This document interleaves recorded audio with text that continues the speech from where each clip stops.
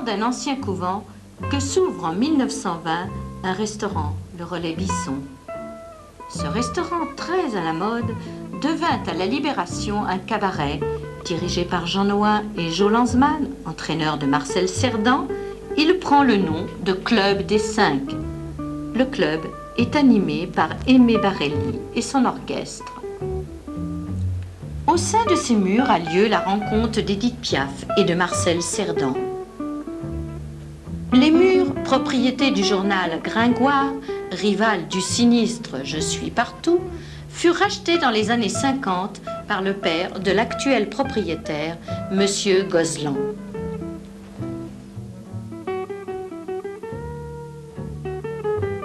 Le cinéma prend d'assaut bon nombre de lieux de spectacle à Paris. Il s'installe dans ce lieu sous le nom confortable de club. Le club se cantonne dans le rôle d'un petit cinéma de quartier où l'on vient se réchauffer après une balade sur les grands boulevards. Le Faubourg Montmartre étant quand même une rue assez turbulente, assez film d'action, tout ça, mais aussi les vieux films marchaient bien. Enfin, le cheval de bataille, c'était quand même le policier, c'était à l'époque Gabin.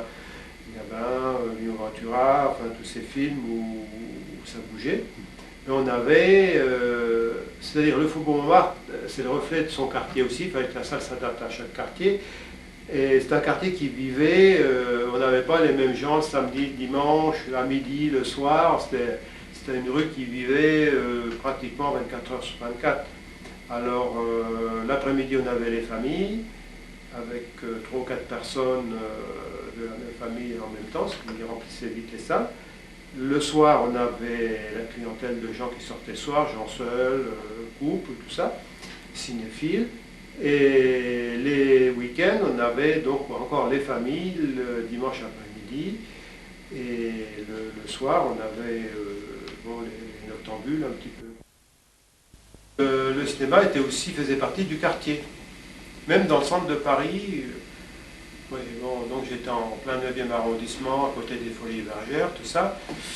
Et quand j'allais chez un commerçant pour retenir quelque chose, la tarte sur le pâtissier ou le poulet chez le marchand de volaille, on ne marquait pas mon nom, on mettait Monsieur Cinéma. J'étais Monsieur Cinéma. Et mes enfants étaient les enfants de Monsieur Cinéma. Quand le Richelieu-Gaumont a fermé, c'est-à-dire, moi j'avais regardé ça, il a fermé pour des raisons peut-être autres à l'époque, parce que je ne crois pas qu'il souffrait encore de la crise, mais enfin ça n'allait pas tarder. C'était 25 000 personnes, 30 000 personnes de moins par semaine dans le quartier. Le marchand de journaux a tout de suite baissé, les cafés des environs, des tas de commerçants qu'on n'aurait pas cru, et les autres salles aussi, parce que quand une salle ferme, il ne faut pas croire que les clients vont dans l'autre. Hein. C'est des clients perdus.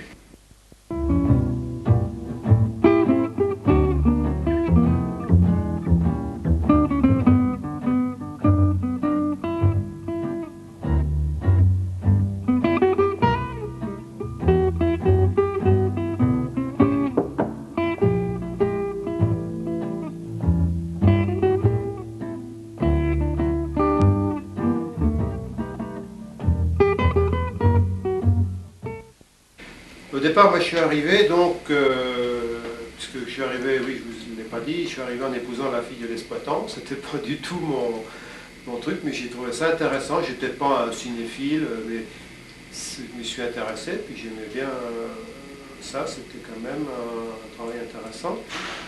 Et on était 10 à l'époque. Et vous avez fini à combien? On a fini à 2,5.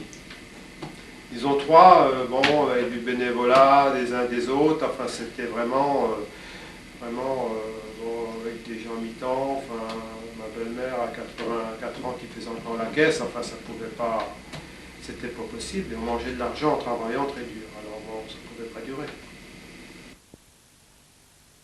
Et encore, cette salle, elle a été sauvée un peu en restant en agriculture, je ne sais pas si ça restera bien longtemps.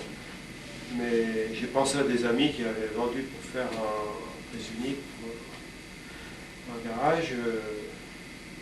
Bon, c'est tout qui s'en va, surtout que j'étais quand même en carrière, pas tout à fait en fin de carrière, j'aurais bien voulu, je m'étais fixé un but d'aller jusqu'à la retraite, d'aller jusqu'à la fin.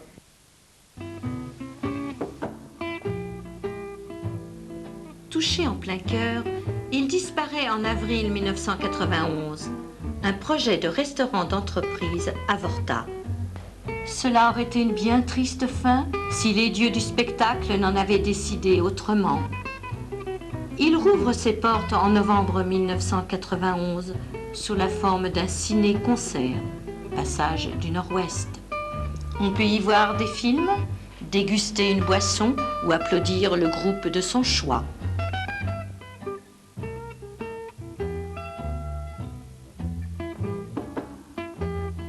Ce premier café ciné-concert a conservé le volume et les vestiges du passé, harmonisés par la lumière des néons bleus électriques. Les 200 fauteuils sont disposés autour de tables métalliques. Un bar est ouvert à partir de 11 h du matin. Des vidéos sont projetées sur un écran géant avant chacune des 4 séances.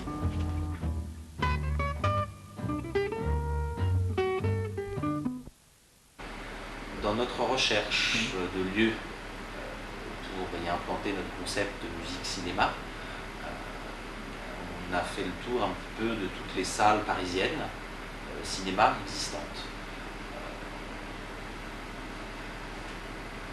Le club, donc la salle maintenant Passage du Nord-Ouest, nous a tout de suite fascinés à cause de son histoire, à cause de sa jauge, parce qu'elle a une jauge idéale, où pour le cinéma on n'est pas perdu, et pour la musique on a une confrontation assez proche, et un rapport très proche avec l'artiste. Et puis elles sont, je vous l'ai dit, c'est par rapport à l'historique du lieu, ses staffs, ses pavés de verre, font qu'elle s'en dégage un très grand charme. On s'aperçoit au bout d'un certain temps d'exploitation du Passage du Nord-Ouest qu'il y a des ponts entre les spectateurs. C'est qu'en fait, les spectateurs curieux de musique sont en général curieux de cinéma et vice-versa. Ce qui fait que nous avons beaucoup de gens qui viennent au cinéma et qui viennent ensuite voir un concert, ou des gens qui à l'occasion d'un concert voient la programmation cinéma et se disent on va revenir dans le lieu. Il y a des ponts qui se font entre les... Je pense que c'est un même public qui a des curiosités aussi bien pour la musique que pour le cinéma, qu'éventuellement pour le théâtre ou la danse. C'est plutôt le type de spectacle qu'on nous propose qui l'intéresse.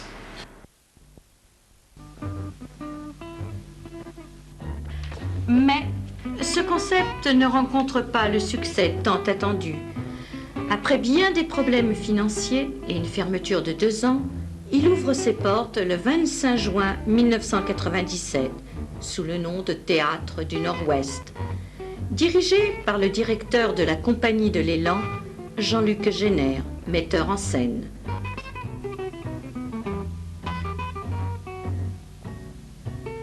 Il a créé une salle supplémentaire dans les bureaux de l'ancien cinéma. Les 2 salles sont dédiées à ses 2 compagnons de route, aujourd'hui disparus, Dominique Economides et Éric Laboret. Alors, il y a à peu près 2 ans et demi, enfin c'est une longue histoire parce que je dirigeais la crypte Sainte-Agnès, j'ai fondé un théâtre là-bas. La crypte Sainte-Agnès est un lieu qui est en dessous de Saint-Eustache, qui est un lieu absolument extraordinaire. J'ai dirigé pendant 9 ans, et puis ensuite on est parti pour une série de raisons, et je cherchais un théâtre, un lieu, parce que j'ai une compagnie de théâtre, et puis en fait ma vocation d'homme de théâtre, c'est plutôt une vocation de diriger une troupe et de faire du théâtre ensemble. Et donc je cherchais un lieu, et j'ai reçu un coup de téléphone d'un spectateur fidèle de la crypte, et de tous mes spectacles depuis des années, qui m'a dit, écoutez, voilà, je voudrais vous rencontrer, je ne le connaissais pas. Donc on a déjeuné ensemble, et il m'a dit, voilà, je viens de faire fortune, et je voudrais vous offrir un théâtre. Ouais, c'est très gentil de sa part. Et alors, je lui ai dit, écoutez, vous savez, le théâtre, moi je venais d'être expulsé de chez moi, j'ai couvert de dettes, donc expulsé en plus de l'appartement où j'étais né, donc vraiment, je sais ce qu'on paye pour ça. Je lui ai dit, vous savez, vous allez perdre tout votre argent. Alors, il me dit, mais non, mais ça n'a aucune importance. Et puis il m'a fait un discours que je tiens tous les jours, qui est, les cimetières sont pleins de gens riches. Donc, enfin, bon. Et bref, j'ai cherché dans tout Paris, et puis je suis tombé sur ce lieu qui était, où il n'y avait plus rien, quoi, donc, qui était l'ancien passage du Nord-Ouest. Alors j'ai essayé de rencontrer le propriétaire, donc j'ai rencontré M. Gozlan, et là, deuxième miracle, j'ai rencontré un homme absolument merveilleux, un homme plein d'humour, intelligent, enfin vraiment quelqu'un de rare, avec lequel j'ai sympathisé, et on a trouvé vraiment un terrain d'entente. Donc après, je suis allé revoir mon milliardaire, il a visité les lieux, il était tout à fait content, les prix étaient pas abordables.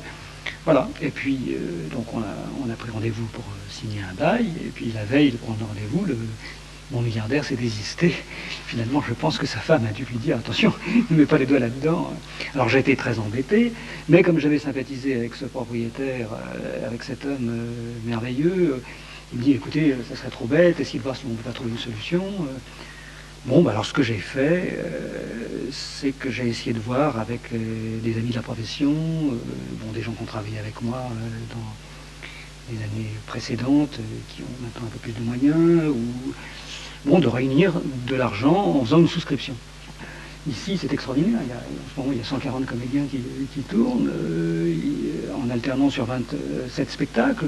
C'est unique à Paris, mais ça ne peut se faire que parce qu'il y a quelques personnes un peu folles dans nos métiers. On les connaît. Une autre salle au-dessus, c'est un problème économique? Ah, pas du tout.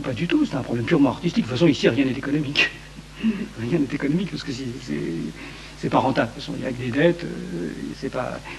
Mais par contre, c'est artistique, c'est-à-dire que j'ai voulu un espace plus petit pour un certain type de spectacle où les comédiens jouent à 1 mètre des spectateurs, donc ça permet l'écoute du frère humain encore plus proche que dans un théâtre, dans un espace comme celui-ci, où le plateau est déjà beaucoup plus large.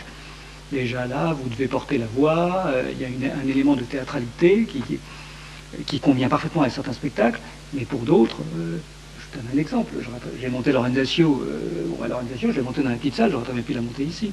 Non, parce que je sentais que ce texte qu'on entend toujours dans des grands plateaux avait besoin, pour une fois, d'être écouté d'une manière extrêmement précise, et que cette incarnation, cette hypostase des comédiens puisse être vécue par le spectateur sans qu'il ne perde rien.